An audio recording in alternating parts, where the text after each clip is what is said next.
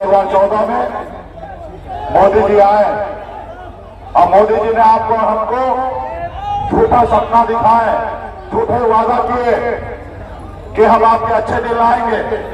देश में जो बेरोजगार है हर साल 2 करोड़ लोगों को नौकरी देंगे।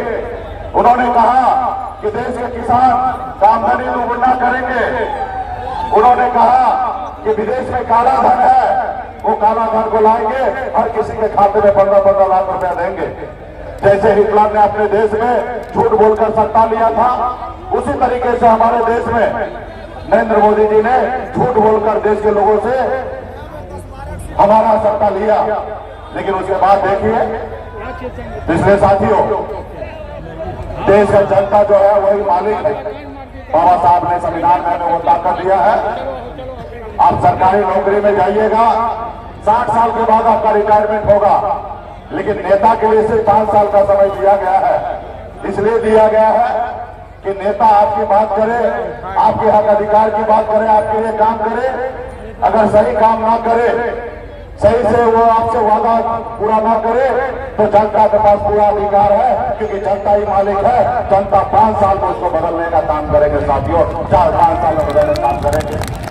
तो साथियों, आप लोगों को भी सोचना है, क्या जो मोदी जी कहे वो पूरा किए? क्या 15 लाख रुपया आपके खाता में पहुंचा? क्या किसान का आमदनी दुगुना हुआ? क्या हमारे युवा को नौकरी मिला हर साल 2 करोड़? तो निश्चित तौर पे जब आपका देश का प्रधानमंत्री आपसे इतना झूठ बोले, छल करे, तो क्या करना चाहिए? आपको बदल देना चाहिए ना? तो निश्चित तौर पे ये समय आजादी के जैसे हमारे पूर्वज लड़ाई लड़ा, उसी तरीके से लड़ाई है। ये समय आ चुका है मोदी जी को बदलने का।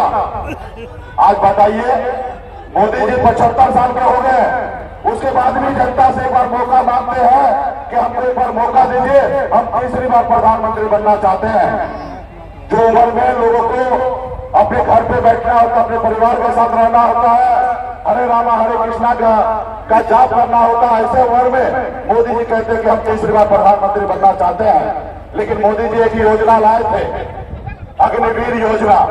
उस योजना के तहत हमारे देश में सैनिक में बहाली होगा और देश के रक्षा करने के लिए, भारत माता की रक्षा करने के लिए बॉर्डर में जाकर सीने पे गोली खाने के लिए तैयार रहते हैं।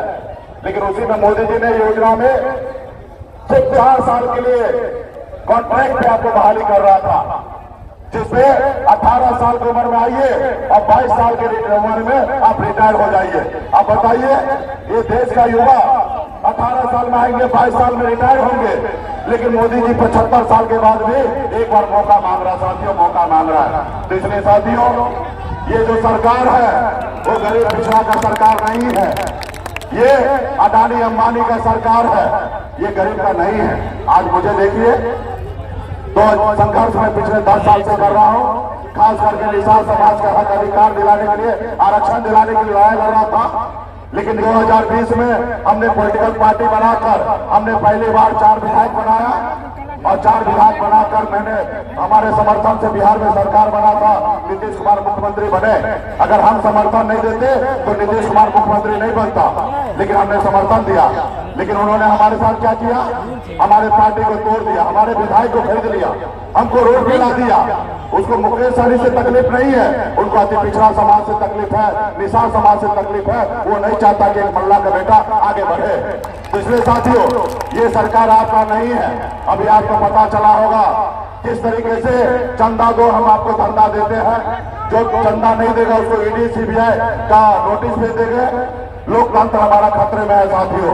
आज देखिए, 2 मुख्यमंत्री को जेल में डाल दिया गया है। तो इसलिए साथियों, मजबूती से आपको विचार करना है। एक एक गांव में, एक एक बूथ पर हमारे संदेश को पहुंचाइए। अब मजबूती से आजादी की लड़ाई जैसे हमारे पूर्वज लड़ा, वैसे आप लोगों को बूथ पे लड़ाई लड़ना पड़ेगा, गांव में लड़ाई लड़ना पड़ेगा और ऐसे लोगों को बदलना पड़ेगा। तब आपका विचारधारा का सरकार बनेगा।